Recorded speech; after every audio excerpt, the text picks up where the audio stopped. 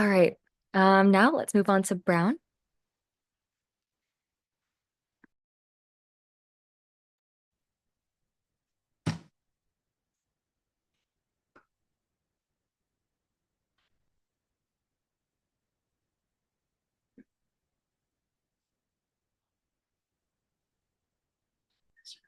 Are we ready to start? Yes, I'll start the timer when you guys start. Okay, great, thank you. Hi, we're Team Spam. So Slack is a communication platform that streamlines messaging and collaboration. It organizes conversations into channels and direct messages. Slack Connect allows users to work with external partners and customers directly within Slack channels. It also integrates with various third-party tools and services through the Slack marketplace. Its goal is to make work life simpler, more pleasant, and more productive. It revolutionized workplace communication, but brought challenges like digital fatigue and blurred work life boundaries. The constant notifications and fragmented conversations make focus difficult. Though vital during COVID, its always on culture persists, and many users now seek to reduce Slack dependence as it undermines productivity and well being. Its primary competitors are Microsoft Teams, Zoom, Discord, and Google Chat, but they all face different issues, including clunky user experience, weak integration of video and messaging, and lack of professionalism and automation. These are fields in which Slack excels through intuitive channel-based messaging and over 2,600 app integrations. It unifies communication without bloat, and its remote-friendly design suits fast-moving, tech-savvy, and highly collaborative firms. These are a few comments from different Slack users, some positive and some negative. Across the board, the main issue appears to be functionality. So to combat these issues, we've created a three-approach solution that focuses on improving Slack's organization, integration, and accessibility. So firstly, to improve organization, we have created an AI tool called Slack Rabbit. It's a tool that streamlines messaging, allowing users to schedule meetings, delegate tasks, and draft proposals more clearly. So this is what Slack Rabbit looks like. You can easily access it through the Slack interface, and you can start typing your message. Slack Rabbit automatically recognizes key details to emphasize. After clicking the Generate button, Slack Rabbit will create a more clear and concise version of your text. It gives suggestions for message audience, ensures that the information is delivered without creating clutter in large channels. It assesses the priority level of the event and generates an expected response time. It provides a summary of key details. And lastly, it suggests app integrations such as Google Calendar or Notion to improve organization. Overall, Slack Rabbit bridges the gap between traditional emailing and messaging, offering flexible communication that can be formal or informal depending on needs. By indicating expected response times, Slack Rabbit offers the optimal solution between the slower response time of emails and the instant response expectation of messages, which improves work-life balance. While users can create their own Slack bots to perform specialized functions, we believe the value in Slack Rabbit is that it provides a solution for beginners who want a simple, built-in tool within the Slack AI subscription. Our next aspect is integration. So at the moment, Slack offers over 2,600 apps that can be integrated into a workflow. But at the same time, Slack has developed their own spreadsheet, video calling, and workflow builder functions, many of which already overlap with these apps they offer. So therefore, we want to help users leverage Slack's wide app base, but the problem is that these apps are difficult to integrate. So our solution is simple. Through nudges and pop-ups, users will be notified of possible app integrations and provided with tutorials and videos to make implementation easier. So overall, this helps reduce costs by delegating certain functions to specialized apps instead of creating and developing new tools within Slack. To make these solutions a reality, we must also improve accessibility. Compared to its competitors, Slack is nearly double and nearly triple in the cost of its first-tier subscription. This creates a high barrier to convert users to the premium. Most users are then disconnected from the features that Slack has invested in, as they are disincentivized by the early upfront paywall without trials at the higher ends. This makes Slack's current business model penalize curiosity, locking away the power of its improvements. We propose a more accessible tier structure for a third approach, moving Slack Connect, used to collaborate with Fortune 100 companies, to the business tier. The three tiers remain mostly unchanged, with Pros pricing reduced to $4.99 per month and Business at $11.99, aiming for user growth and long-term retention. Additionally, Slack Rabbit AI will be offered as a standalone feature at $10.99 per month, allowing users to purchase it independently without any other plans. All levels will also have an option of a free trial so users can try without committing. Taking a look at our approach, our solutions help Slack realign its functionality to meet its original goals of making work life simpler, more pleasant, and productive. This happens through an integrated approach where the AI tool SlackRabbit switches intelligently between email and chat style messaging to deliver the right communication style for every context. The streamlining of Slack's integrations, building in apps that users are already familiar with, cuts down noise and reduces costs in the long run. Lastly, by reducing the price point of the Pro tier, we increase accessibility. Taking a quick look at the timeframe and scaling of our solutions, we move from initial R&D phases to focus group testing. Then we undertake beta testing in small and medium-sized companies. After further refinement, we then release these new features in the USA and then later internationally. Moving on to some potential weaknesses in our model, we want to acknowledge that there's the risk of revenue dilution and reduction of average revenue per user in the lowering the cost of the Pro tier. However, after conducting competitor analysis, we believe that in lowering the price, we're able to capture the price-sensitive user who would otherwise remain on the free tier. Moreover, we believe that the streamlining of integrations has a long-term potential for cost reduction, allowing Slack to lower its price point. In order to assess our solutions, we outlined 4 key result areas, including communication, workflow efficiency, user engagement, and lastly, conversion and monetization. We then established indicators relating to these result areas, allowing us to measure progress against specific goals. For example, we took a look at the percentage of redundant and repeated messages to measure improvements in communication focus. Meanwhile, we plan on surveying and calculating the Net Promoter Score through consumer surveys to assess user engagement. Next, we performed an Ansoff matrix analysis on Slack's new and existing products and operations in new and existing markets. As our solution prioritizes new products, we'll zoom in on product development and diversification. In terms of product development, we've recommended developing AI tools like SlackRabbit. As for diversification, we recommend marketing these AI features to price-sensitive consumers who are not currently on a paid plan. Lastly, we took a look at cost versus impact of these solutions through an innovation investment portfolio. We recognize the development of the SlackRabbit algorithm as a high-cost yet high-impact solution. Meanwhile, we can think of the extension of the free trial to the Business Plus and Enterprise plans as a mid-cost and mid-impact solution. Putting everything together, we circle back to our product improvement fits within the existing landscape of Slack and its organizational goals. By honing our solutions on foundational barriers, we hurdle over functionality. This not only enhances user experience, but also user perception. Our 3 approaches then help Slack leverage functionality and fulfill its missions and values of work-life balance that is simpler, more pleasant, and productive, as it had originally been tied to pre-pandemic. This creates a relationship that seems more reciprocal than what scratches the surface. The feedback loop means better brand user affinity and deeper engagement, regaining trust in value delivery of work life that's supposed to be unintruding, separate, and fun again. Slack's growth during the pandemic improved its financials, but its association with an unending workday became a burden for its clients. To maintain organizational sustainability, Slack must reassess its approach to aligning with changing work attitudes and economic uncertainty. This includes reducing clutter, enhancing care, and empowering client employees. As economic downturns loom, Slack risks being viewed as unnecessary unless it adapts to streamline client needs and minimizes noise through automation without steep learning curves. Slack should therefore reposition itself as a connective tissue of work, where our solutions like SlackRabbit resolve digital fatigue by making clear distinctions and reducing the always-on expectations through categorizing priority. That's all from Team Spam, and thank you so much for your time. Thank you, Brown, for sharing. Now I'm going to open up the floor for Q&A. So judges, if you have any questions.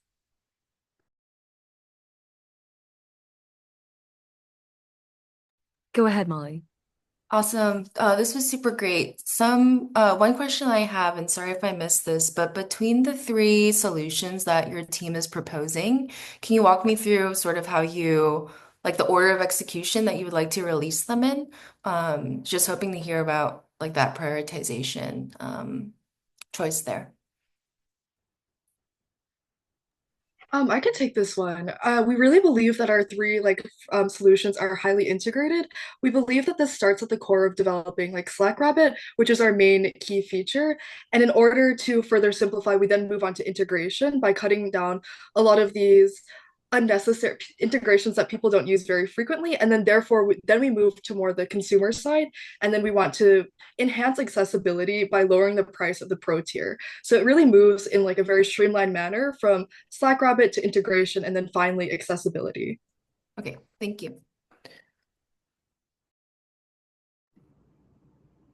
I had a question about the integration story, because one of the things we're thinking about a lot is how LLMs can be taught to use tools, use those products that are in your integration story.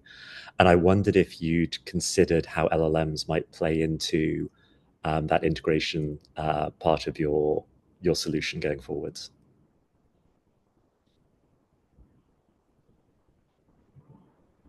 In terms of integration, we were mainly focusing on like recognizing what tools, what like apps could benefit users and like giving them tutorials. So I think we could use LLMs to sort of like learn about what potential areas in people's work where certain apps could be useful. For example, if they notice that someone is trying to build a workflow, they could suggest a workflow app to them. Or if they see that they're trying to create spreadsheets and enter data, they could suggest them tutorials on Excel. So I feel like we could use them to learn about people's work patterns and learn about what tools might be useful for them, so we can recommend the most helpful tools. Great, thanks. To add on to that, we're also planning to use LLMs to categorize messages, so then LLMs could recognize all these patterns and then streamline the recognition part of what kind of message is being sent and what kind of priority it will be sending to the employees. Nice. One quick question on my end is I saw that you had a tiered pricing system. It's good to think through that. If it's an add-on to Slack, wouldn't your feature availability and pricing value be impacted by whatever feature the original Slack subscription is for the customer? Meaning that if the customer doesn't subscribe to much, they may not be able to leverage all the pro features you may be offering. Sorry, so the question was whether the customer be able to leverage the pro features if they choose to subscribe to the lowest feature. So the all the features except for Slack Connect are essentially the same. And the reason we moved Slack Connect to the Business Plus plan, firstly, because the price is a lot reduced, and we believe that Slack Connect is a reasonably expensive yet not very often used feature for small businesses, which are the ones that mostly use the pro level. Bigger businesses like Target and Pinterest that use the Business Plus level or even the enterprise level, which are the ones that are able to afford those levels, they are the ones who leverage Slack Connect the most, which is why we believe that the new tier model with the slightly altered features would appeal best to our client base. Okay, thank you. Are there any more questions, judges? I could ask one more. So I like how this is very well backed by data in terms of where your price point is and how you think it plays against the other price points.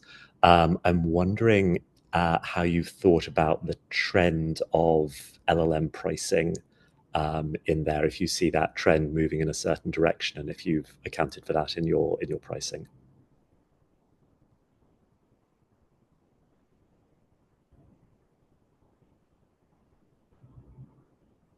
And I could give a little more context maybe, which is obviously you're trying to make money out of this. You're trying to make this a profitable product. If you're using LLMs to power some functionality, the LLM may be the most expensive part of your offering if people use it frequently. And so if you have a view on where the cost to you of that LLM call is going, if it's going up or down or staying the same for the functionality you want to deliver. I'm curious how you've thought through that. Yeah, I can jump in and take this one. So that's definitely something we talked about, like cost versus impact, and that's what brought us to do the innovation investment portfolio. And we definitely acknowledge like the training of this like SlackRabbit AI algorithm that's expected to be like very high costs, but we're expecting the functionality to outweigh those costs, and especially over the long term. So we're expecting to put in a pretty like high startup cost. But over the long term, even though we'll be constantly putting in like research and development to continuously improve this AI model, we believe that over the long term, these average costs should like flat out as well.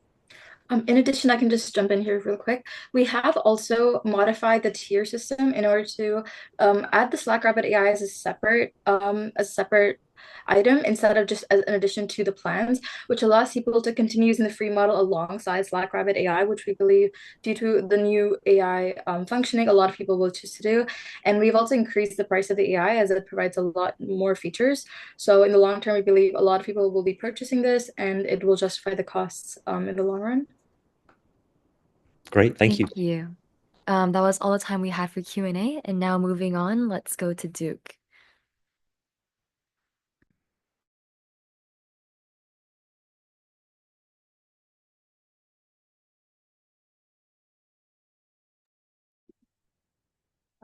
Is it all okay?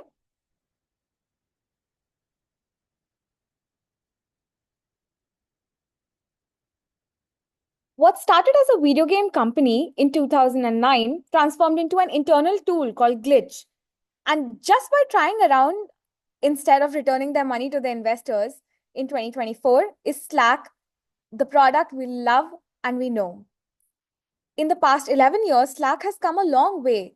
They've gone from a measly startup with no revenues to a humongous company which was acquired for 27 billion by Salesforce in 2020.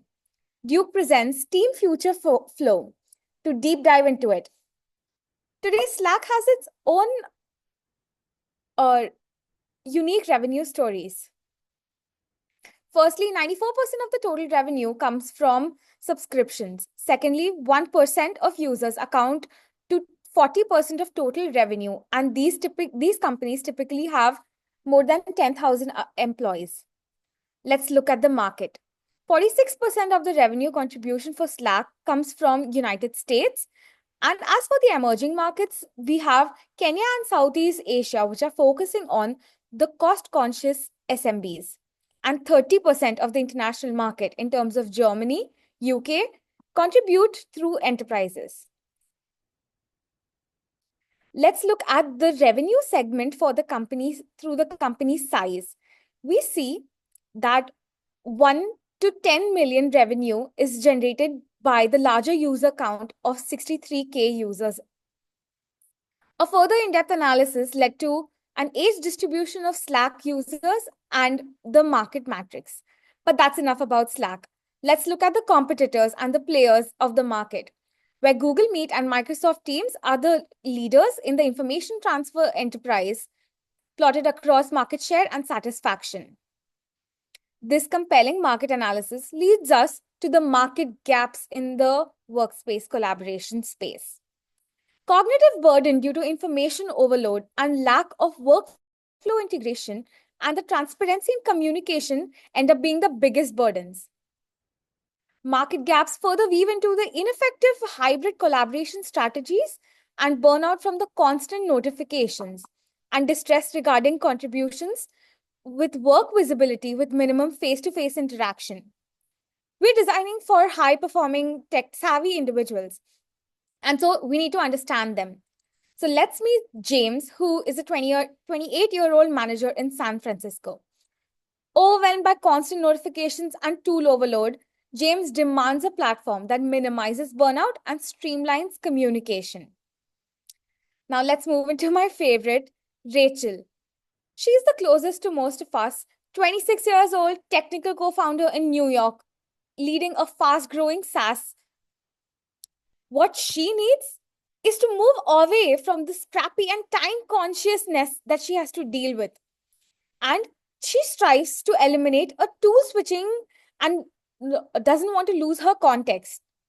Rachel's solution simply streamlines the real-time communication by integrating platforms like Notion, GitLab, and Trello, reducing the cognitive load and enabling a smooth and efficient workflow. Last for our user personas would be Maya, who's 24 years old in a small company, but her needs are mighty. She needs a tool that makes collaboration as intuitive as her designs. Our platform streamlines creative workflows, consolidates feedback, and simplifies approvals so that people like Maya can keep their creative processes flowing smoothly without any noise. Moving into our pain points, our customer pain points, the very first one is overwhelming information and poor thread management. So this kind of contributes to 28 million users facing this problem. And the potential gains, if we solve this issue, the revenue impact will be $700 million. Kind of like cultural urgency to notification, distraction, burnout they face, the always on culture in Slack. The very second pain point is inefficient workflow and communication breakdowns. Now, this contributes to 19 million users facing this problem, and the revenue impact can be $500 million if we solve the issue. The third pain point is limited use of AI and automation for productivity, customization, third-party apps integration. 14 million users face this problem, and 33 million revenue can be impacted. The fourth one is features that don't scale well across user types. So adding more channels increase the complexity, and the non-tech savvy users find trying to use that. So that's why 9 million users face this problem, and $250 million revenue can be impacted if we solve the issue. The last pain point we solved and recognized is lack of effective real-time collaboration tools. So people are not able to real-time collaborate very well in Slack, and that kind of contributes to 12 million users facing this problem and 200 million revenue impact. That's how we have kind of categorized and prioritized our pain points. Now moving on to our... Yeah, so let's see some happy faces now. So these are some key features that we identified. Going forward, let us look at our matrix. Let's go forward. Yeah, so the matrix, the funnel that we have kind of boils down our key features that we identified for Slack Sense, which is a bot agent. And this funnel basically tells what is our moonshot idea, what is our scalable idea, and what's our MVP. Going forward. Yeah, this is our big picture where we have AI agents, where we are replacing human efforts and we are providing AI agents for everyone who is working on the Slack platform, where we could replace a human resource person, people with different policies, and we could reduce the efforts in this. Going forward, these are the methods in which we are going to do what, why, and how in this process of creating the agent hub. Initially, we'll be creating a marketplace where you can also customize an agent, as well as have features where you could get your work done replacing your manual workforce. Going forward. So our second idea, which is a scalable idea in the product feature funnel, moving to the scalable one, our second one is AI Workstream Companion. It's a Slack native assistant designed to solve one of the biggest productivity blockers, fragmented communication. It transcribes Slack huddles, summarizes key discussions, auto-extracts the action items, turning meetings into momentum. In busy channels, it classifies messages by urgency, by topic, and emotion, and then routes them using Slack's workflow builder to the right tools like Asana, Jira, Trello. This kind of causes the workflow, intelligence, and automation to take place using this. Our next feature is our MVP, rather our most loved product, MLP. That's how we have named it, our most loved product. Slack Intelligent Search is designed to be the most this because it brings clarity, focus, and flow to the modern workday. And that's why we can have powered by semantic search, natural language Q&A, and a live knowledge graph. Why do users love it? Because they often find like a pain point. Where's that info? It reduces the tool hopping time. The focus hours are they kind of supports focus hours. So it kind of reduces the context switching and interruptions. No wasted time. Slack becomes a living memory. And now let's move on to our user journey, MVP user journey. So now, how can our tool kind of take the user through, say, awareness, consideration, adoption, and resolution, retention? So I didn't realize how much time I was wasting to finding these across channels and files. Then I saw a teammate using Slack's Knowledge Hub and Intelligent Search during a meeting, and no more digging through threads. Consideration, I started exploring it myself. The AI organized content, automatic canvas indexing, and ability to search in language. It was a game changer. I wondered, can this really cut my search time in half and reduce duplicate questions? Then the adoption took place. Now I use it daily. I ask Slack questions and get contextual answers, complete with source links, all directly to my workflow connected to that. I've even started contributing key decisions to the hub so others can find them too. It's helping our team make faster, more confident decisions. And retention, I rely on it. It feels like Slack remembers what matters and kind of has history. So even when people leave or projects change, it kind of remembers as to what are my focus hours, what are my kind of emotions, how I interact with it. Now moving on to the architecture diagram. So this is our architecture flow diagram of our most lovable product. And you can see as to how we have kind of like a flowchart diagram. So it begins at the Slack UI where users interact via Ask Slack or the Knowledge Hub. Queries first pass through permission and security, ensuring access is compliant and with enterprise privacy controls as well. The LLM-based query engine then passes the query, retrieves relevant content, and generates an answer using Slack's own knowledge graph. Now, behind the scenes, the data indexing and graph layer continuously processes Slack messages and files using NLP tagging and signal processors to build a live structured knowledge graph. And now this graph connects conversations, files, decisions, feeding smarter context-aware answers. And this is all in the human in the loop as well. And our desirability, viability, feasibility matrix. So Slack's AI-powered knowledge hub solves a universal pain, scattered info, decision delays. It's highly desirable for productivity, viable as it's a premium monetized feature, and feasible to be built because using Slack's existing Canvas APIs and Salesforce secure infrastructure, we can kind of build upon it already. We have kind of done a risk and mitigation strategy as well. Kind of can go in the appendix because we don't have time, so we can just skim past the risk and mitigation strategies.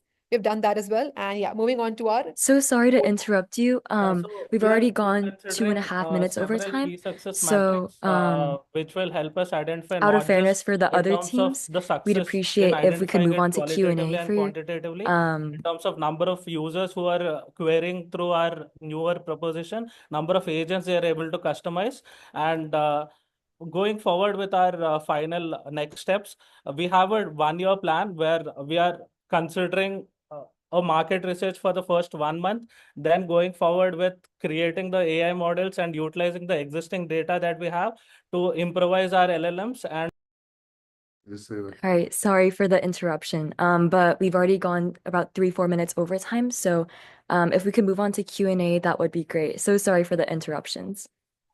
I'll be quick, guys. Real quick question. What's your product name? So we have three product features.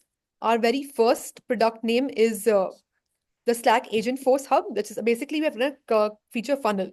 So our first one is the biggest moonshot Okay, feature so solution. your features Second, are your three scalable, and the min. products. I'm gonna Correct, save correct. time. Three Okay, features. I got it. Thank you. Yeah, yeah. Go ahead.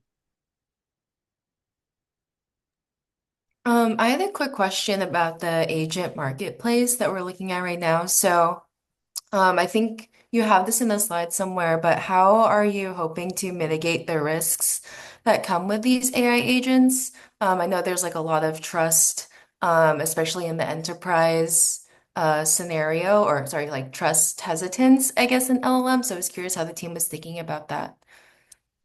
so right now we are giving an opportunity where the organizations are able to feed in their organizational data, their policies, and several other KPIs and several other process charts that the organization is using. So most of the content, the agent will be initially fed upon by the user, and then the trust is built upon your own organization's content. So enterprises will be trusting it because they are already sharing to an extent their enterprise level content, and this content will be a foundational base for the AI agents to function upon. So it is not picking generic data to give them suggestions or give them process charts. It is going to bring the organizational process charts and workflows which will be suggested by the agents as the enterprise is feeding it. And secondly, we are also planning to create guardrails so that they don't go beyond these guardrails in terms of their process of thinking. So agents will be in a particular guardrail. I see. And what exactly do you mean here by guardrails? So basically, we'll be defining boundaries for these agents where they're able to analyze and research to an extent, but not go beyond the enterprise defined boundaries.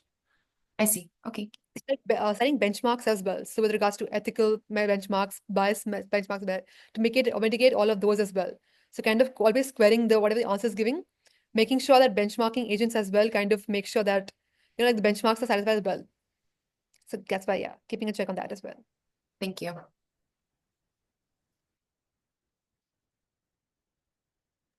All right, are there any other questions? I could ask one quickly about the agent marketplace, which I'm curious if you're thinking that that will be populated just by your own agents, or if it's going to be opened up to other people submitting their own agents. And if it's the latter, do you have any ideas for how you would guarantee quality, or how you would help a user navigate a very large marketplace of agents? Yeah, so the way we identify it is, first of all, it's a nice question, and going with the answer, we want to limit the agents. First of all, we want to go with the most popular agents that the current enterprise industry needs. considering marketing is a big requirement and also handling human resources and policies. These are all the key agents that we will be publishing first. And second is a learning process where we are able to give them an option to customize and create their own agent, where they can give these rules to the agent that these are the rules that you need to follow, these are the boundaries that you need to have, and this is how you will be answering to whatever queries or whatever workflows that you're supposed to do. So we are going initially with a very limited and defined agent marketplace, having these agents which are popular and which are a need currently in the market, where a lot of enterprises are moving towards AI tools, and we want these well-defined agents to be like the key highlights and also provide customizability going forward. Thank you. Thank you so much for sharing. Thank you.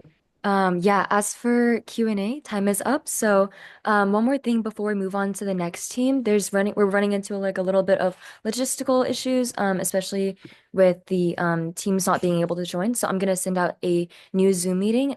So everyone, including participants and judges, please relocate to the new Zoom meeting that I'm about to send out. All right, thank you so much, guys.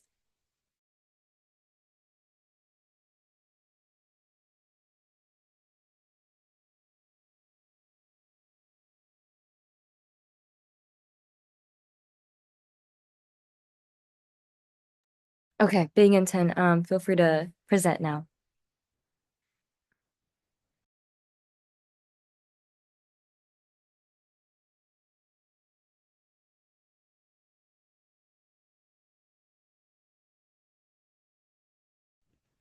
Good afternoon, everyone. My name is Norma. Sorry, I forgot I was muted. I'm Winnie. And Amazon. We are honored to be able to have the chance to present in front of you guys today, and we will be presenting Smart Slack AI. Before we get into the presentation, we're going to do a quick agenda. So we're going to start off with an industry analysis leading into our problem identification. Then we will present our recommendation along with its associated risk mitigations and its implementation. And then we're going to end it with an executive summary.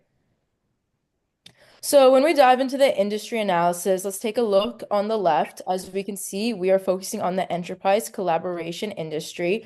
So we can see that Microsoft Teams dominates with almost a 32% share within the market, and we have Google Chat, which only has a 1% share, showing the different variations within percentages present within this market. Moving on towards the right side, you can see that there's a plethora of industry trends present in the enterprise collaboration market.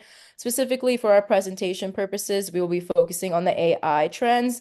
Through our research, we've seen that AI boosts team efficiency 30% and it boosts productivity of individual professional workers by 300%, showing that AI clearly has a positive correlation and impact within the workforce and their productivity. So taking that all into consideration, we've been able to address 3 key problem identification areas, starting off with workflow inefficiency, real-time collaboration challenges, and information overload with poor action tracking. So we've created here a user profile for someone who might be struggling with these issues and having real-life pain challenges. As we can see here, we have Lily. She's a new hire, 25, just graduated. She's so happy to enter the workforce. It's what she's been working up to.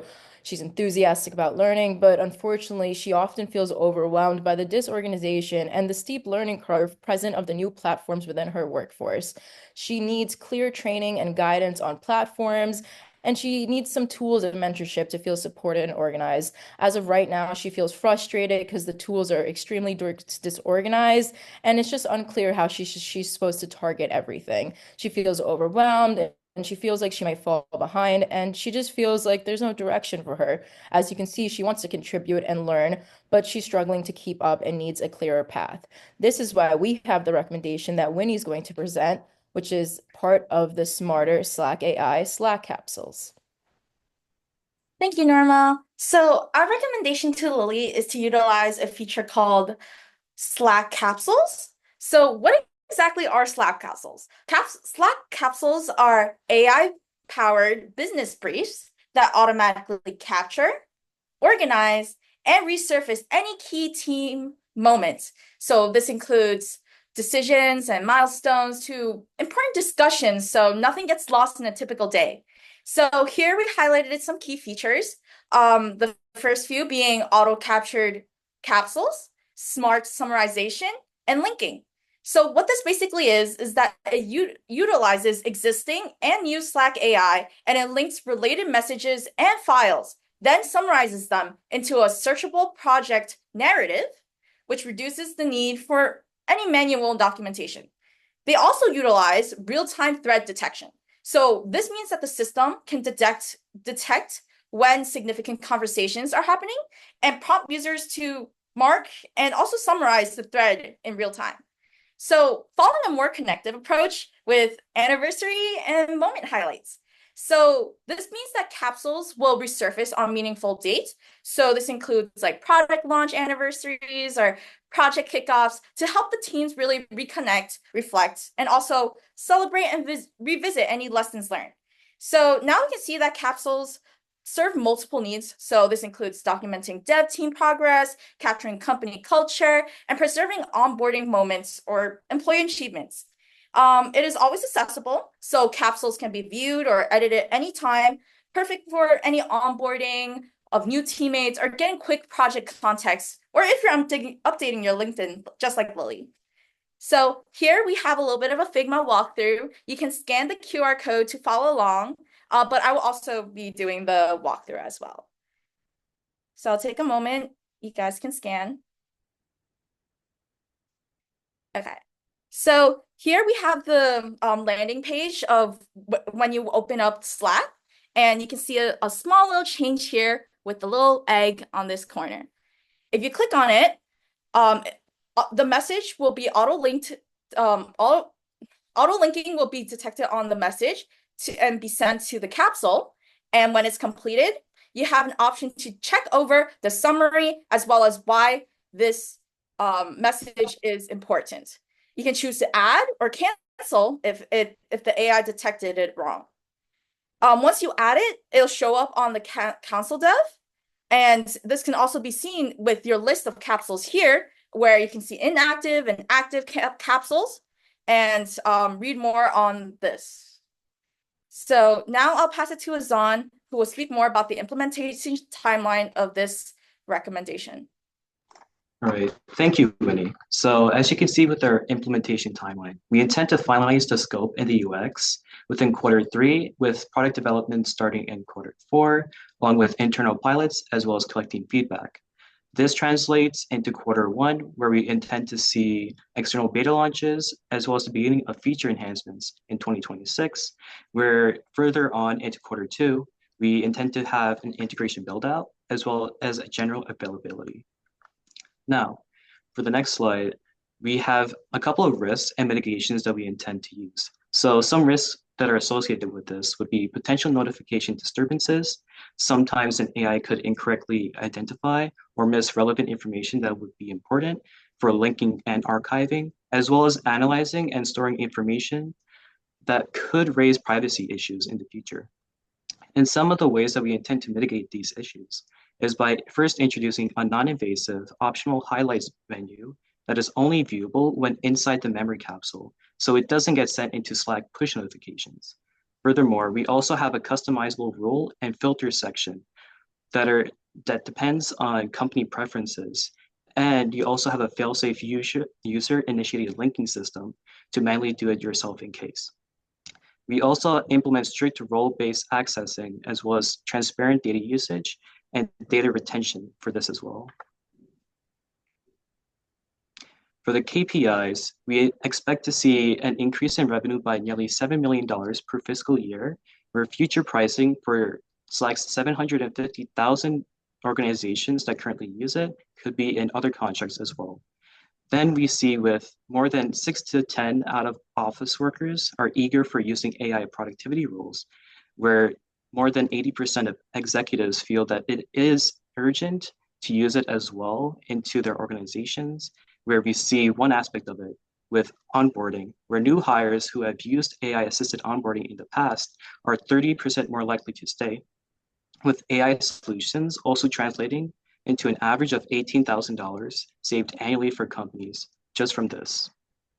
And now we'll wrap it all up by having an executive summary where we can see that some of the issues where people such as Lily experienced with workflow inefficiencies, real-time collaboration challenges, and informative overload and poor action tracking could be summarized and mitigated by Slack capsules and smart Slack solutions. Thank you. And here are our appendix slides. Thank you so much, Bing and Tim. I'm just going to open up the floor for Q&A now.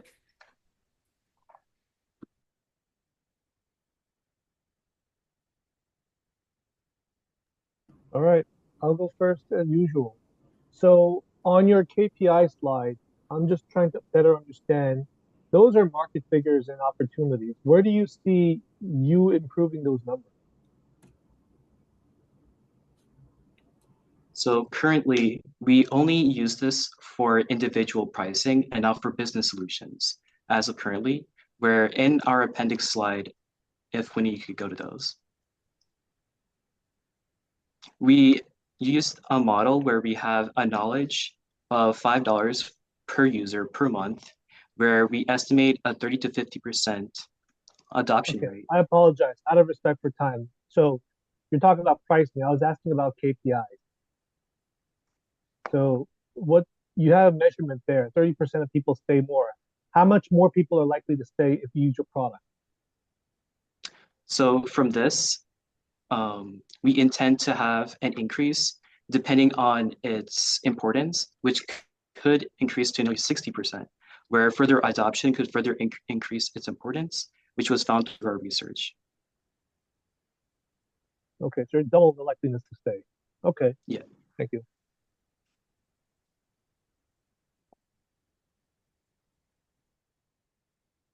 Are there any more questions? If not, we can move on to the next team, which is NYU.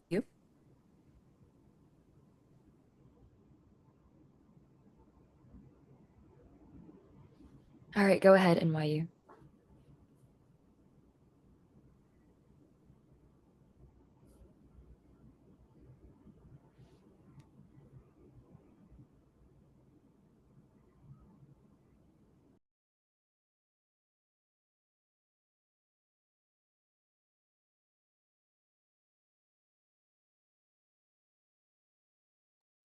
All right. Good afternoon, everyone. We are Team NYU, Ashin, Brian, Justin, and Savik, and this is our proposal for a Slack Threads revamp.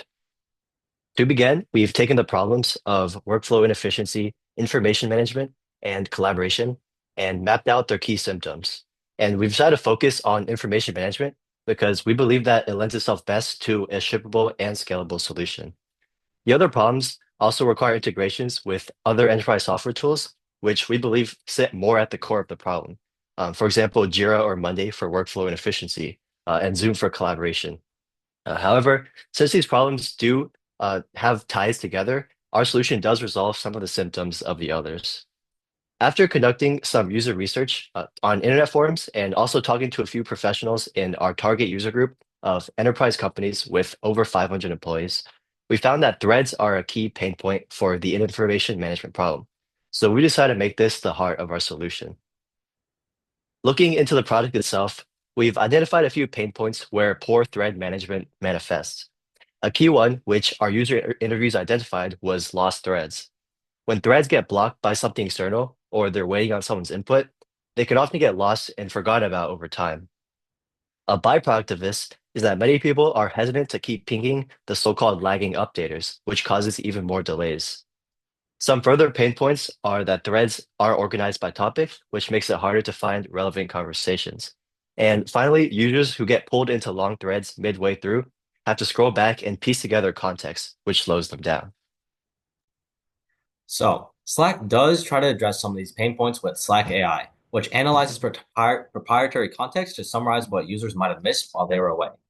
This feature mitigates some pain points like context loss through their AI-powered thread catch-up and daily recap. However, most users are not aware of this Threads AI summary feature, preventing engagement. And furthermore, Slack does not address the follow-up and categorization pain points through Slack AI. Tasks remain incomplete because no one knows who's supposed to act next, as it is difficult to follow up.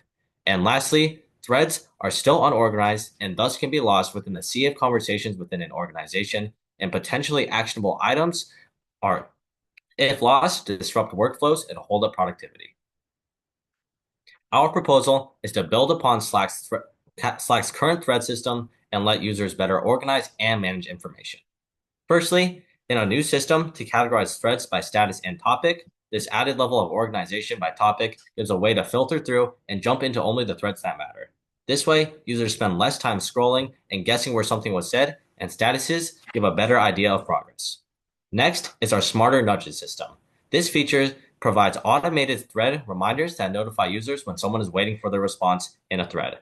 This ensures that important messages don't go unanswered and accountability is ensured as workflow is much smoother. And lastly is our new Prioritize Threads tab, which helps users stay organized by automatically sorting through threads based on urgency and relevance. So how is our solution going to look on the Slack app itself? We created a mock-up on what the final version of all our features will look like, and I'm just going to go into what the rollout schedule of these features will be. So as for the thread UI itself on the channels, as you can see, it'll still have the original message showing, but you'll also have the option to look at an AI summary of all the messages, so you don't have to look through every single message and you'll be able to save some time. Additionally, in order to solve some of the categorization and organization issues, we've introduced tags. In order to add a tag to your thread, all you have to do is click the plus button, click the plus button, and then add the tag directly to the thread itself. Finally, in terms of statuses, you can change the status manually by clicking on this button right here. We have 4 main statuses currently. In progress is a thread that's waiting on something to be resolved internally. A blocked thread is something that's waiting on something externally. A resolved thread is a thread that's been finished, and a scratch thread is one that's been abandoned. So if I want to change this thread to resolved, all I have to do is click this button, and there you go. Moving on to these AI-powered nudges. So the way that these will work is that we'll use existing Slack AI technology to parse through all the specifically all the in-progress threads and figure out who these threads are waiting on. This is feasible because Slack AI already recognizes action items from threads, and we're just going to be figuring out who these action items are waiting on. If you get one of these notifications and there's a thread waiting on you, all you have to do is click on the notification on your device, and you'll get taken to the Revised Threads tab. So the Threads tab, as you can see, is going to be organized based on the different statuses. Is going to be based on the different statuses: in progress, resolved, blocked, and scratched. However, there's also going to be a waiting for you tab, which tells you all the in progress threads that are specifically waiting for the user specifically. So if you see one of these in your inbox, all you have to do is click the check or the X button, and that will just determine if that thread was actually meant for you or not. So if this thread wasn't really meant for you and meant for someone else, you just click the X button, and it'll remove it from that part of your inbox. But you'll still be able to see it within the in progress tab with all the other threads that you're a part of, but also are still in progress. Now that you've seen all the different aspects of our proposed solution, we believe it lends itself best to a modular rollout, in which we continuously release features in order of increasing technical demand, beginning with our single feature MVP, the thread status indicators. In 2 months, we hope to collect feedback and track engagement with our MVP, validating users' need for thread organization. In month 3, we would follow up with thread tags, allowing users to better organize their threads and reduce the time spent hunting for them within Slack. After continuing to measure engagement and collecting more feedback, by month 4, we would deploy the AI-powered nudges, using Slack AI to determine whether a thread is waiting on a response from a user and sending the appropriate user a reminder. In this stage, they will be taken to the thread and will be able to select a check or X, indicating whether or not the thread was correctly flagged as waiting on their response. In another 3 months, we would implement Build, Measure, Learn, taking the user feedback and analytics on AI accuracy to further refine the deployed features before launching the fully revamped Threads tab, which was mocked up in the previous slide. We believe our solution to be applicable at scale because it improves an existing habit. It doesn't introduce an entirely new behavior. Also, the technology for Slack AI to access proprietary context and identify action items already exists, making our solution one that expands the applicability of existing tech. At enterprise level, future considerations for improvement could also include custom statuses or priority tags to better integrate into firms' existing workflows. The 3 most relevant KPIs we've identified are all very closely related to our rollout strategy. Our first KPI serves to help validate our MVP alongside user feedback.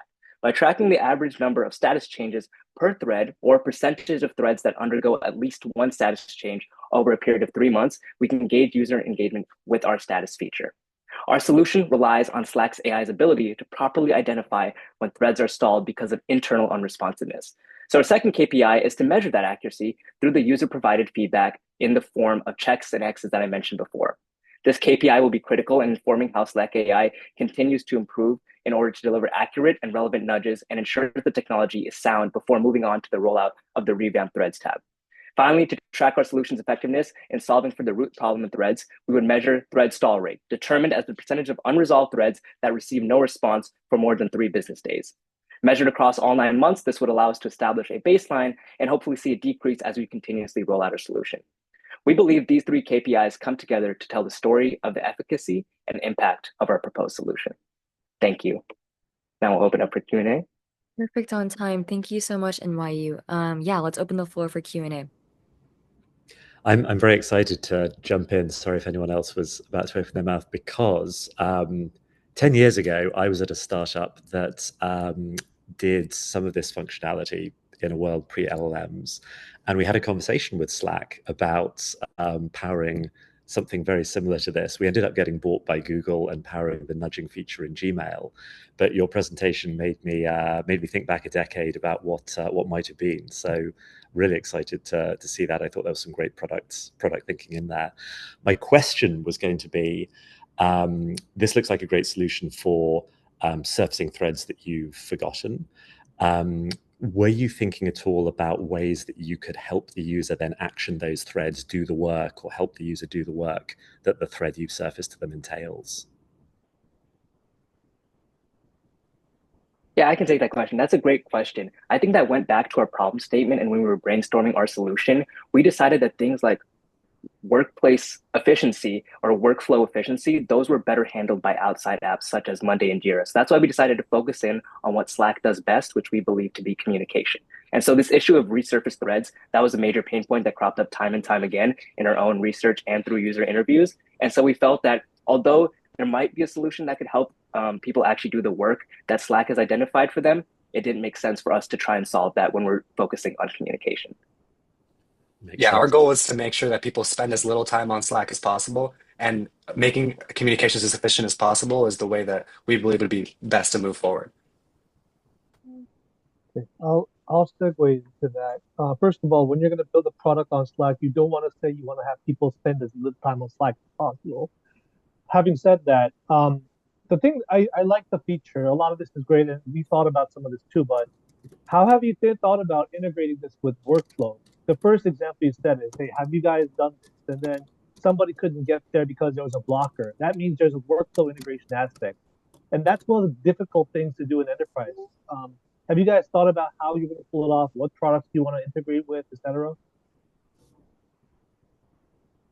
Yeah, that's a great question. So we do think that integrations with different project management softwares are definitely in at a later stage of our rollout. The main ones that we mentioned in the prompt statement were Jira and Monday, but there's a few others that I think could be integrated with Slack. I think Slack already does a really good job using slash commands to integrate to allow Jira and Monday commands straight from the threads page. And so if we had any further steps, I think would focus mainly on the notifications aspect, because notifications arise from Slack, but they require actionable items that users often log through Jira or Monday. So using the smart nudges system, that is a pretty big part of our solution. I think that would be the tying aspect between how we integrate Slack and other project management tools. Thank you. All right, we have about 1 more minute of Q&A if anyone has a quick question that they want to slide in.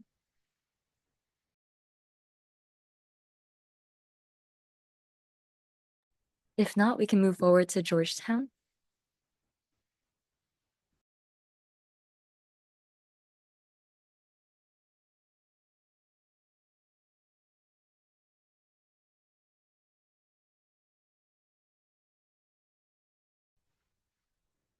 Hello, I'm Daniel. I'm Jessica. I'm Keisha. And I'm William, and we're Formula, a team of freshmen from Georgetown.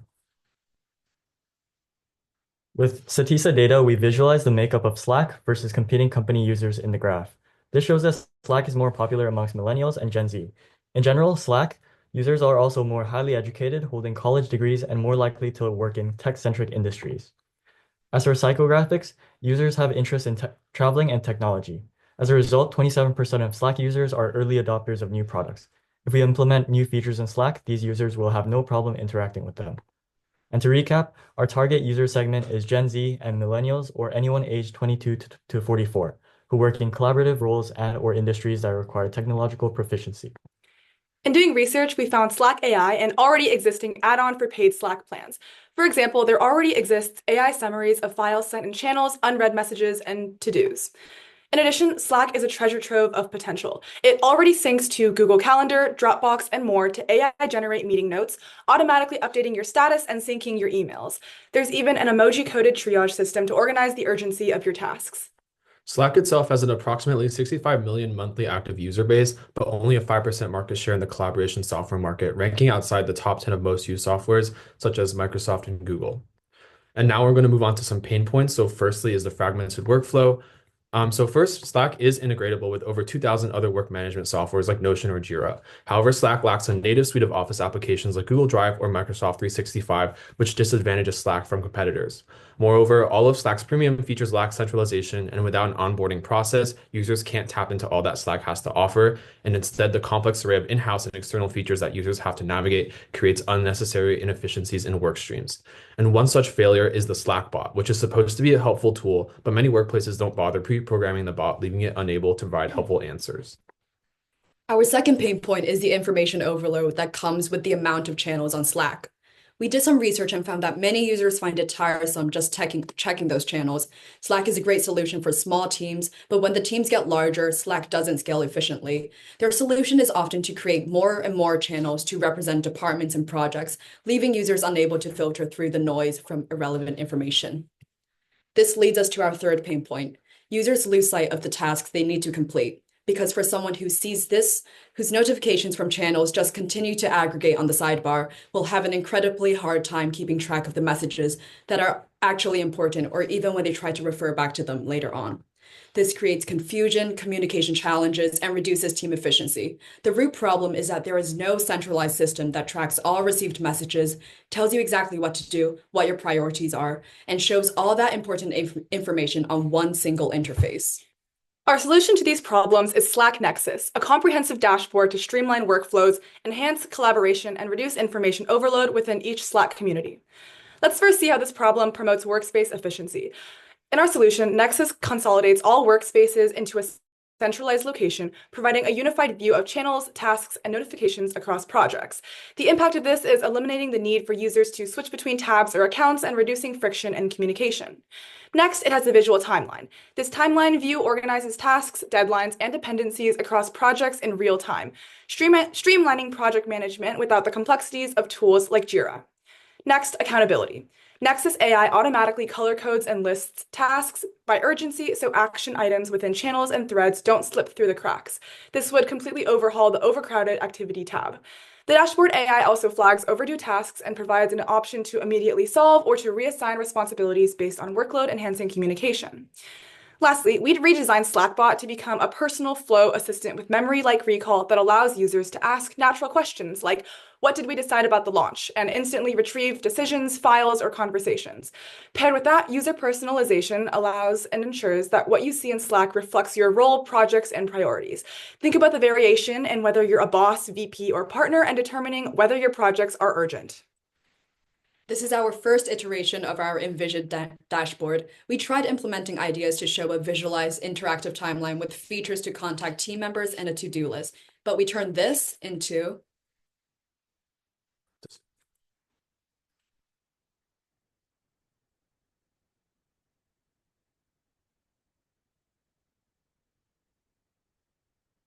Yes. So we turned that previous mockup into this new Figma mockup. Nexus acts as a centralized dashboard with a built-in calendar. One change since our previous iteration is the implementation of two separate tabs, as you can see up top. one for a personal timeline for future tasks you need to complete for a certain project, and another to see all project members' timelines. The second one I mentioned, which we see here, is most beneficial for managerial oversight, but can also be helpful for communication between employees to see which tasks are assigned to which person. Any questions related to a task can be relayed towards the assigned person, which will have their Slack DMs linked. By clicking on this, we can see the entire summary.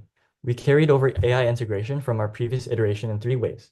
AI can determine priority rankings of tasks based on urgency, considering who mentioned you, like your manager or peer, and deadlines. And secondly, AI can recommend employees for certain tasks based on their past experiences on projects and expertise. This is what we see here called the Smart Team allocation. Lastly, we have the AI Nexus bot to answer any questions related to tasks and deadlines. Since most product teams and tech companies use agile software development, when planning their workflows and the communication for this happens all on Slack. Using Nexus, you can assign, prioritize, and visualize tasks for each sprint in an agile lifecycle.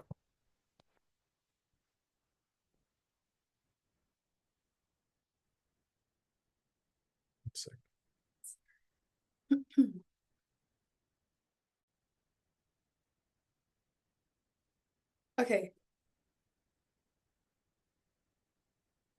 First, to measure the integration of Nexus into Slack, we want to look at what % of Slack daily active users are using Nexus. Obviously, over time, the higher the percentage of DAUs, the more effective and useful the feature. Secondly, the ratio between daily active users and monthly active users measures the stickiness of the feature, surpassing the DAU to MAU ratio of Slack itself, which is 60%, would demonstrate effective feature utilization. Next, for efficacy, decreases in thread response times are actually translating to proportionally larger increases in productivity, which makes this a key metric which measures the success of our product. And another key issue we aim to address is users missing important messages, so we want to measure the % decrease in unresolved mentions. Lastly, we also want to consider impacts from the user's point of view. Measuring the increase in rates of task completion shows user progress towards frictionless communication and collaboration. Moreover, perceptual feedback is crucial in driving user retention. So through surveys, we'd want to see how Nexus impacts the self-reported clarity. Now let's talk about feasibility. Obviously, we recognize the feasibility concerns with adding on an entire new feature to organize Slack, but Slack already supports robust enterprise-scale infrastructure as seen with its migration to MySQL for horizontal scaling. Nexus simply builds on this. Second, we recognize the question, why are people incentivized to even use this dashboard? It fits naturally into Slack's UI/UX, so pre-existing users don't face large learning curves. And lastly, the issue of integration is not too salient because Slack's success with AI features like the summarization we mentioned earlier proves the foundation works. We're not reinventing, we're just improving. Lastly, scalability. Number one, as teams grow, so does the noise. Nexus already integrates AI to filter out low priority conversations, so we can scale that product fast.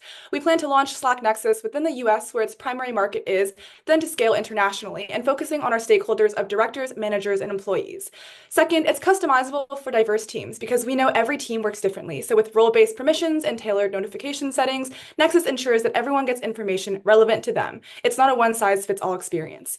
And lastly, with built-in analytics, leaders can see completion rates, engagement with updates, and overall workspace trends, giving them insights into what they need to improve performance at scale. Overall, we are formula. Thank you. All right, thank you for sharing, Georgetown. I'm just going to open the floor for Q&A now.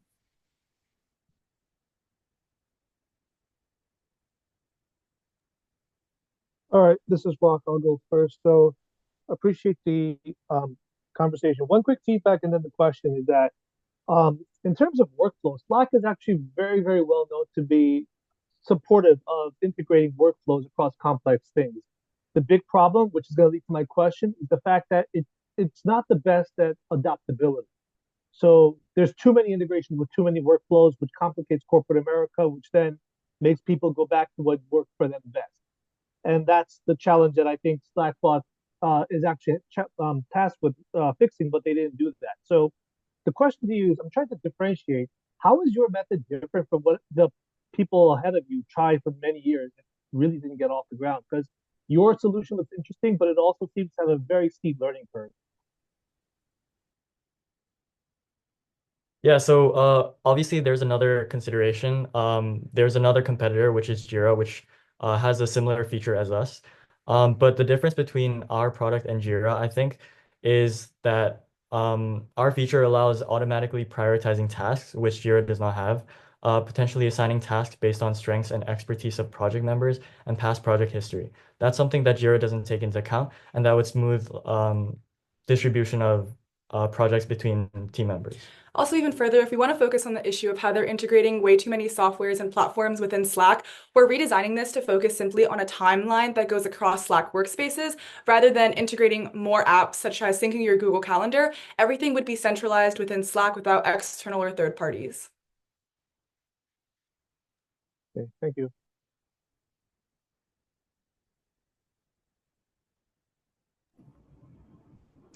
I've got a question. So I like the Figma mock. It looked as though you had the Slack Nexus as an extra tab to click on the left-hand side alongside 3 or 4 other options.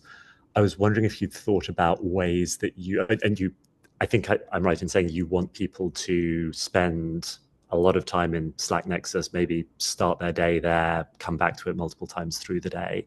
Have you thought about ways you could build that muscle memory when you're trying to get adoption early on? Yeah, sure. So a key consideration is that our Slack Nexus is basically a complete overhaul of the activity tab, which is a feature that already exists and that many people use. But the issue is it's not very popular due to the fact that there's no AI integration, and it just like adds more notifications to your day. So just replacing that tab with a new Slack Nexus kind of incentivizes people almost to try out the new feature and see how much better it works than what happened before. When we were doing, sorry. Sorry, I could give a cynical view, which is if I've tried the existing tab and it doesn't work for me, I'm not going to come back there. Like our logic is that when you see a new feature, you kind of like make it pop out. So it's not exactly like we're not saying this is a new generation of the activity tab. It's a complete overhaul, and that's how we're going to brand it and market it to users. And again, we're able to measure the utilization rates through our different metrics and KPIs. So that's how we're going to adjust how we bring this out to market. And when we were doing research on Slack, we realized that the activities function on the sidebar doesn't really enhance your experience on Slack. It simply like lists all your like messages that include your like app name, and there it's just like announcement over announcement, and it really doesn't really enhance your Slack experience. So this doesn't really replace anything that you've previously used a lot, but it really just streamlines the whole workflow. Cool, thank you.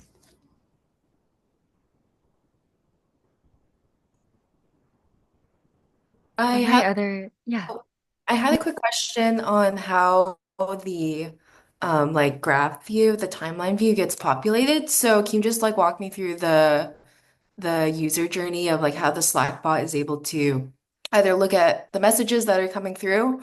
I'm assuming that's like more when the project has been ongoing, but is there any thought as to like how you start a new project and how you populate that graph from the beginning?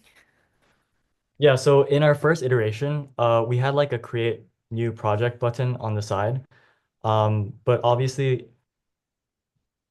yeah, so this is our second iteration. So in the previous one, we had a create new project one, but then we can attach another plus button on the corner there to replace that one in our next steps.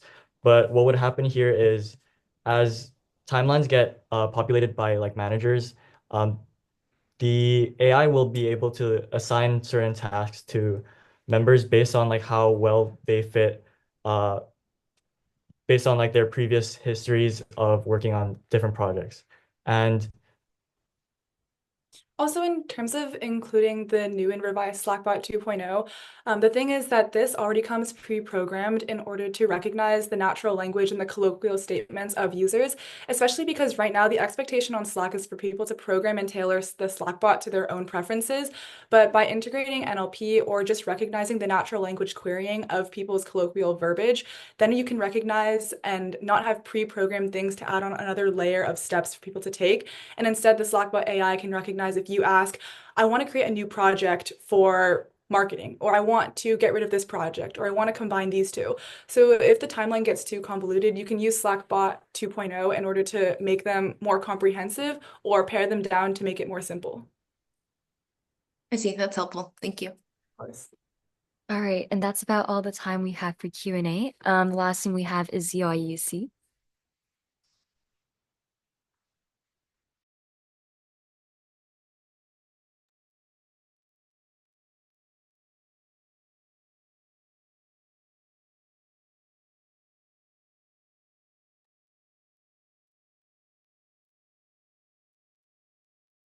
Hi everyone, we're Product Space at UIUC, and today we're excited to introduce Slack Track. Slack's new native action hub, designed to turn everyday conversations into actionable and trackable tasks.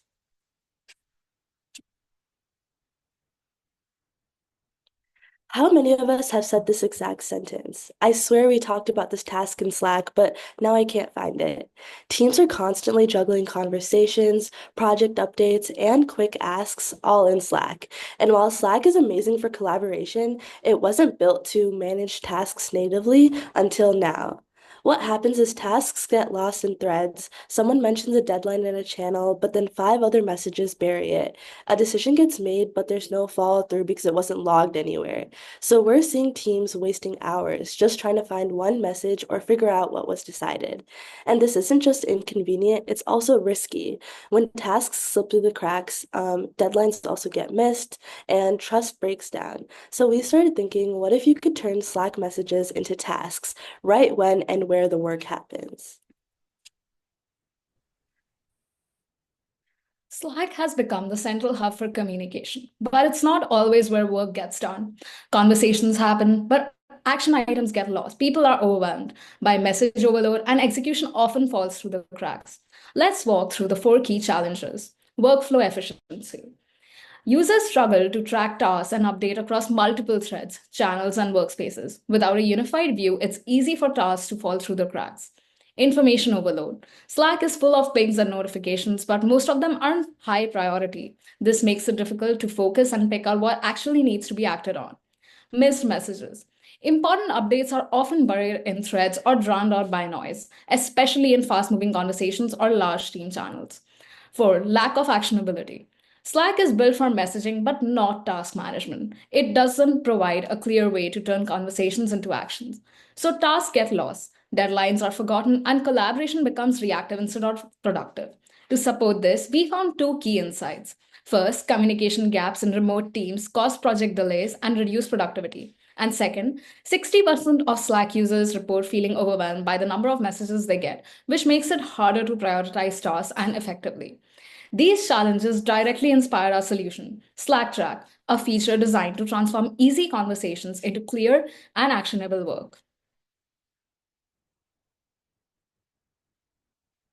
We took a deeper look at the Slack user experience and found 4 recurring pain points that contribute to this core issue. Slack is a hub for communication, but not for action. Thread management. First, threads are underutilized and not well notified. Users often miss updates because Slack doesn't surface key replies clearly or nudge them to check in. Second, information overload. There's a flood of low priority messages and notifications that lead to cognitive overload and cause important action items to slip through the cracks. Actionability. Slack lacks a dedicated system to turn conversations into tasks. Messages with clear tasks or deadlines just get lost in the feed. Accessibility. Finally, even when tasks or links are shared, they often get buried in channels. Users waste time digging through pins, bookmarks, or search just to find what they need. These pain points all connect back to the central issue that Slack supports communication well, but doesn't exactly close the loop. There's no clear system for follow through, and that's exactly what Slack Track is designed to solve. To validate the core challenges we identified, we collected user feedback across different Slack use cases, and a few key themes emerged. First, users report spending a lot of time searching for important messages or files. With constant context switching, it is just frustrating and it's inefficient. We also heard that people feel overwhelmed by the sheer volume of notifications. With too much noise, important messages get mixed, which contribute to decision delays and dropped action items. Teams shared their frustration over how difficult it is to track and complete tasks that come up during ongoing Slack conversations. There's no native system to capture these in real time. And when replies are slow or worse, forgotten, it affects team momentum and slows down progress. So here's the opportunity. Users need a more structured and actionable Slack environment, one where tasks are automatically organized, intelligently scheduled, and followed up on. That's exactly where Slack Track delivers.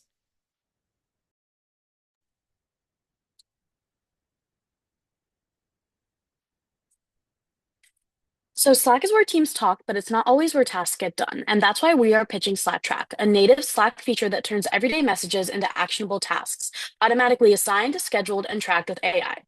First, Slack detects when a message contains a task, like, can you send this by Friday?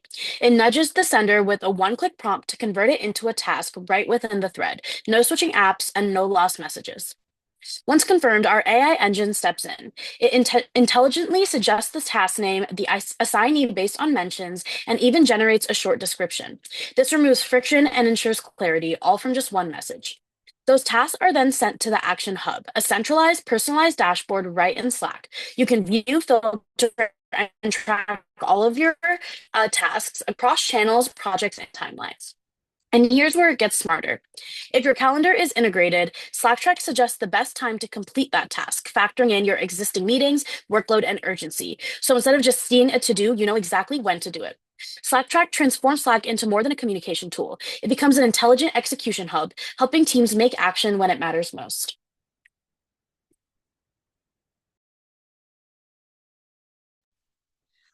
Moving on to a demo of our project, basically we did indeed create a actionable hub. And as you can see here, this is a working Figma demo of what we intended to do with Slack. First off, Slack intends to use AI suggestions natively within the text box. Anyone who is familiar with Gmail or Outlook might already be familiar with this interface where you can click on buttons and suggestions in order to create a new task or maybe add a Zoom link to the calendar or some other function. This is all done without changing the user behavior, so that way users won't be overwhelmed by the creation of new features. Once you click on the suggestion, it will take you to a load state where the AI will indeed create these tasks, all while waiting for user input. Once these tasks are created, it will display the task natively within the chat, and the user has full control over how to control these tasks created and also to edit whatever they don't like about what the AI created. Next, the user can also edit the project. So if there's a link inside the chat that is detected by the AI, it will indeed filter through the description of the task in itself, so that way the user can seamlessly edit while also being able to see everything in there at once. Lastly, once the chat is sent, it will directly lead to 2 cards that display the tasks that are created. The user can go ahead and view the tasks within the Action Hub. We also created a system where the system will nudge the user in case that this thread has not been responded to in quite some time, and the AI will take in the contextual input in order to detect what needs to be replied to. Lastly, we have our Action Hub right over here that displays the tasks as well as upcoming meetings, and the users are able to seamlessly adjust which workspace they want to see, as well as the tasks respectively for that workplace. And of course, the AI detects which tasks are high priority, medium priority, and low priority in order to have the user be able to prioritize the task based on contextual inputs within the chat. This task syncs with the calendar, which displays all natively within the Slack app in itself, and users are able to see what tasks are due soon and what meetings they have upcoming.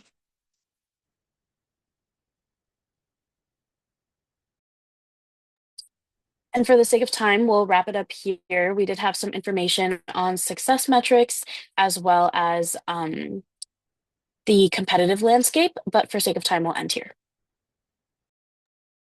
Thank you so much, UIUC. Oh, sorry. Thank you so much for sharing. And now I'll open up the floor for Q&A.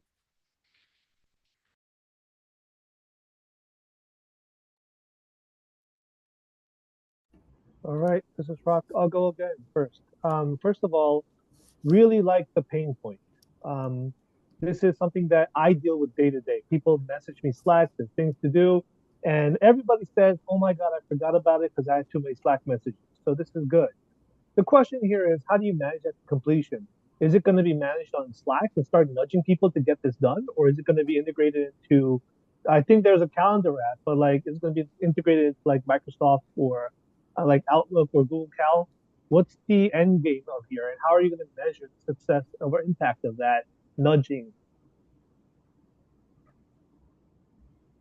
So the idea is basically within a workspace, in the Action Hub, each workspace will also have a centralized Action Hub that is among all of the people in that workspace. So through that, people can kind of update the status of their tasks, and it would be available to see with everyone in the workspace. So using that, people can keep track of the different tasks that have been done. We do hope that further down the line, we would be able to integrate the Action Hub to simulate other apps such as ClickUp or Trello or something along those lines, where you can actually manage the tasks and have different lists for things that are completed, things that need to get done, etc. But yeah, that is where we are planning to go with that. Yeah, so Thank you. going off of that, I do believe that there's a lot of integrations within Slack. However, all of them are very difficult to go ahead and onboard because of the required steps that you need to integrate each application within Slack. So we did go ahead and create our own Action Hub in order to address that problem. However, I do believe that the calendar does indeed integrate with Google Calendar, Outlook Calendar, or any other native calendar app that the user might use. And further down the line, we hope to integrate this with other management apps such as ClickUp, Jira if needed. Thanks.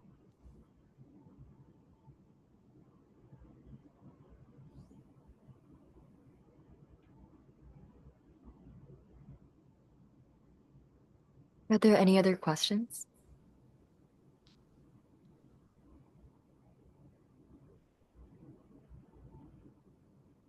If not, we can just segue into our short break so that we can allow our judges to deliberate. So, to everyone, including participants, please return to the Zoom at 5:10 for the announcement of our winners. And then by then we'll announce the final results. So our first, second, and third place winners. Thank you so much, and we'll see you back then. Thank you.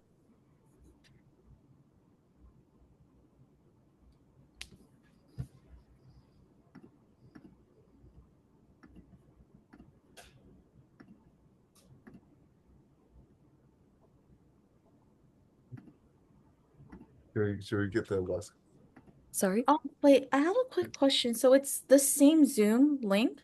Would you be able to send an email to us by chance? Because this Yes. might connect Mhm. through the text. Okay, awesome. Thank you. you. See you later. See you.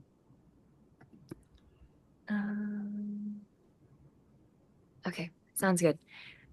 So yeah, now you guys are free to discuss and decide on who you think the first, second, and third place winners should be based on the presentations. So yeah, go for it. I'm just putting my final scores in. Take your Yeah. time. Well, first of all, I think I don't think I would have done this in college. So I'm glad I'm not going to school at this time, but like very great original ideas and good engagement from most of the team. So good job to you guys to also organizing, sorting them through. Later, maybe there'll be a session where we can share some feedback. I have feedback for overall a lot of all the teams, and I can just share for individuals as well. So we can talk about that once we're done. Yeah, let's do it. Would you guys like to run down each team, or should we start off with what we think is first, second, third? Are there any preferences? Are we going to be recording this? Yes. Oh, I guess we can like stop recording this part. I can pause it. Yeah, let's pause it for now. Yeah. Because if you're going to share this, yeah.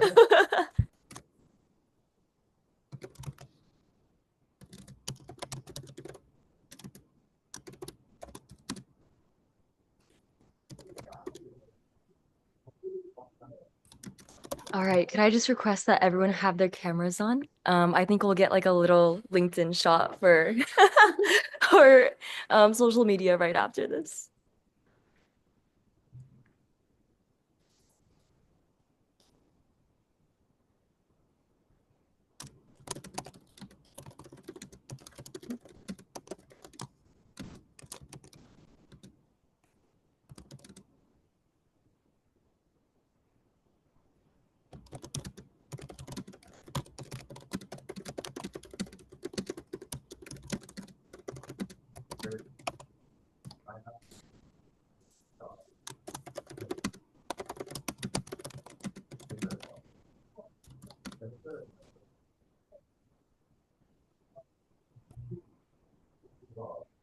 All right, everyone should be back now.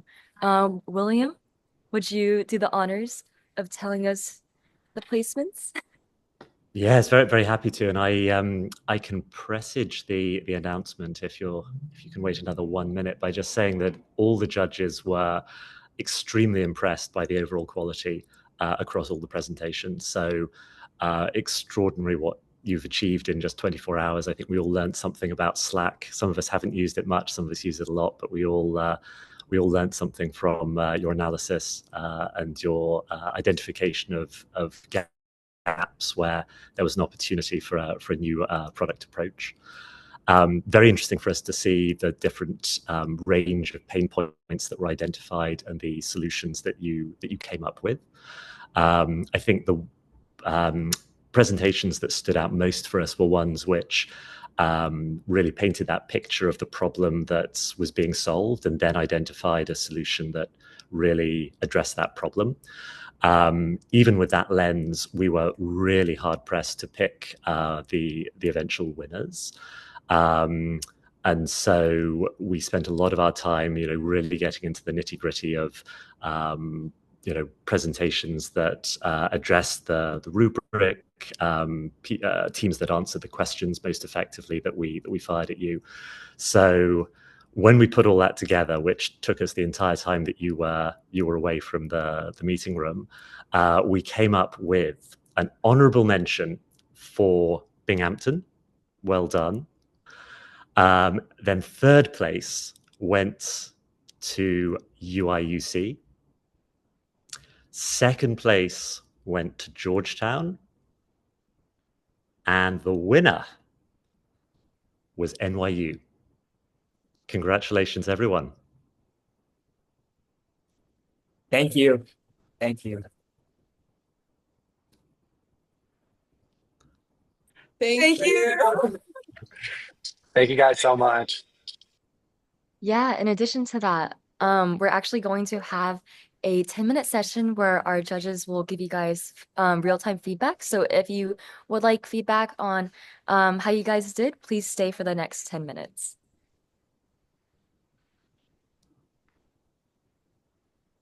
All right. Since I offered, guys, I'll start, guys. First of all, great talent. We were joking that if I was going to college, I would never be doing what you guys are doing. So the skill and the talent and the tenacity that everybody is bringing and is great. So I'm also an NYU alum. That's not why you guys won. You guys won fair and square. But the overall, like, I come from a business background now. I did product management. I was in consulting quite a bit. So I worked with a lot of executives throughout my career. And when you guys are coming into Shark Tank, right? You got 8 minutes to pitch something. You got to really sell your story. The top 4 teams, I will tell you, had great ideas. That's what got you guys into the rank. The execution of it was actually why you guys differed a little bit, right? Some teams were able to get all the questions done. Some teams didn't get to finish. Some teams answered some of the questions properly. And by the way, guys, if you don't know, it's okay to say we don't know yet or we haven't looked into that part yet. It's about being genuine. If you're asking for people to invest in you, right? So overall, this is something that everybody does, so it's not on you guys, but this is something you'll mature over time, and all of you will get there. Is when you walk in, always set the pretense. Tell us who you are, what your product is, and what you're looking for, right? You guys all saw Shark Tank, right? I'm so and so. I'm here to pitch this product, and I'm looking for this, right? There are only 2 teams that walked in and said, "This is our team, this is our product, and then this is our pain point." Okay. Feedback number 1. Feedback number two, we all know Slack. We all use Slack. A lot of us actually do business with Slack. So if you want to talk about the pain point, pick the one pain point that your solution is going to solve. And by the way, pick one solution. That's another thing, right? Don't go into like 4 or 5 different features and call it a solution. Pick the one solution, pick the key statistic that hits that solution, and move on. Because the more you bring in stats, of the 8 minutes you have, do you really want to spend 3 minutes showing how much you research stuff that nobody cares about, right? Spend the next 7 minutes on how you solve that problem. What's your proposition? Get ready for the interesting questions that are going to drive you, right? That's my second point of feedback. It's not about what you put in, it's about how you want to impact it. Last but not least is a lot of these slides were amazing, guys. But really, some of you guys went so fast that a lot of us didn't really understand what was on the slides. So less is more. You got 8 minutes. That gives you say hello. I'm so and so. The judges are going to interrupt you because we're all rude. Then you got to let people digest a little bit because if you show a diagram with 500 words on it, people are going to read it, right? So figure out how you want to narrate it. Make it succinct. So 8 minutes, I would say 5 slides. That gives you introduction, problem statement, key stat. Maybe those are 2-1. Solution, demo, next steps or roadmap, right? Here's a +1, honorable mention. You guys will all be great consultants. Why? You have implementation roadmap, you have risks and mitigation. Those are consulting terms. The product terms I will say is roadmap, product roadmap. We don't have all these features, but we're going to build them over the next 6 months. Second, it's not risk. You should say market opportunity and how we address it. Risk is an opportunity, guys, right? Those of you who are Chinese and Asian, you know what it's talking about, right? Risk is backfall, but also opportunity. That's the whole word, right? So you got to pivot as a product manager. Stop thinking like a consultant, be a product manager in that case, okay? That's my 2-minute spiel. If you guys want individual feedback, reach out, okay? Thank you, Rock. Yeah, +1 to the whole less is more. It's so tempting when you have a ton of good ideas in your head and you've done all the brainstorms and you think there are 5 things that you could build. It's so tempting to try and convey all those 5 or try to smush all those 5 into one coherent story, and it's really hard. So doubling down on what Rakjun said, if you can really concisely pitch your problem, pitch a solution that addresses that problem really precisely and in a targeted way, it's much easier for a judge to get it. And so I think that was a little differentiator on some of the presentations, was that clarity of thought of here's what I'm solving, here's how I'm solving it, ties it up with a bow, we get it.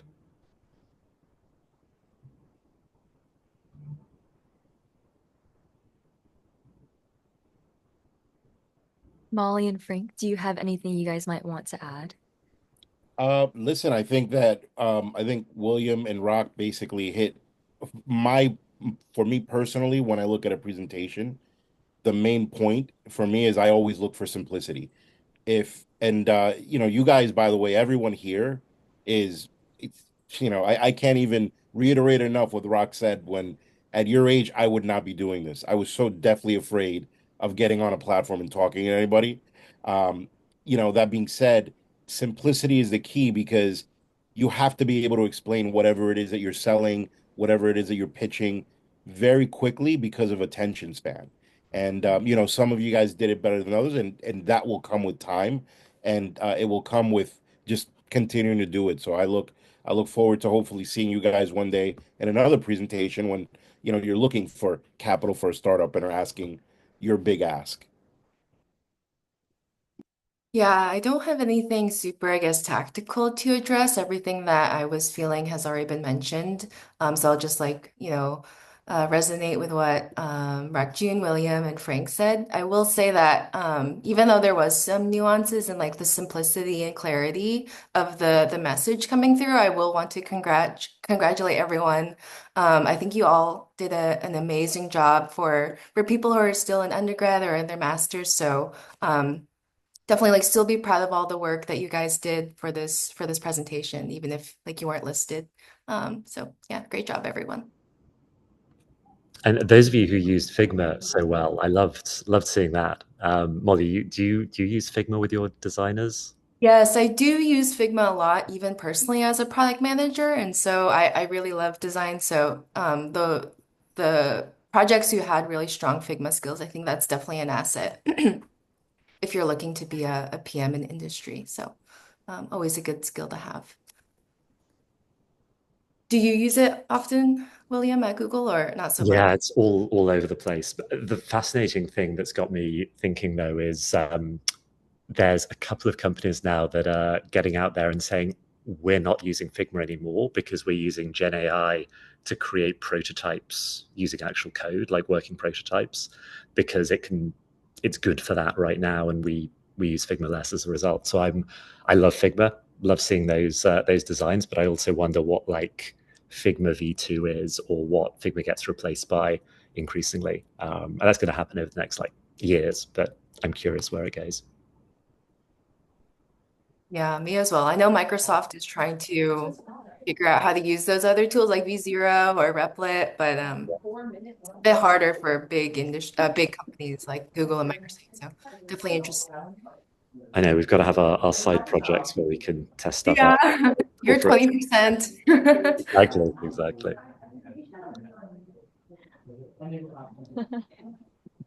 Yeah. Wait, that's so cute. Yeah, but for what I wanted to say, I just wanted to congratulate all the teams today.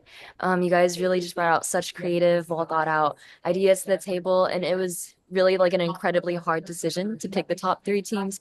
And we were just really impressed by all of you guys. So that being said, a huge thank you to our judges, William, Frank, Rock, and Molly, for your thoughtful questions and also your valuable feedback throughout the day. We truly couldn't have done this without you guys.